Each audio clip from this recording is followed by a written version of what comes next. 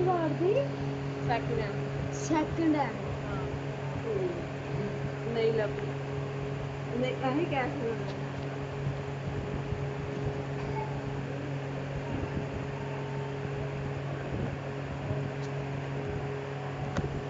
वे तो की बत्ती भी बाली है तो मोबाइल चला रहा है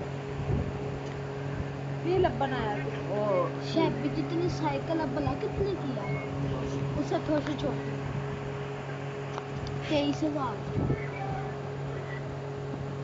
यहाँ पे सस्ती नहीं 3500 1500 2500 की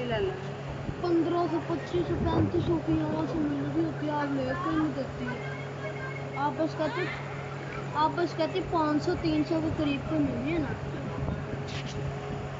तो पहिया नहीं है तब 300 रुपये में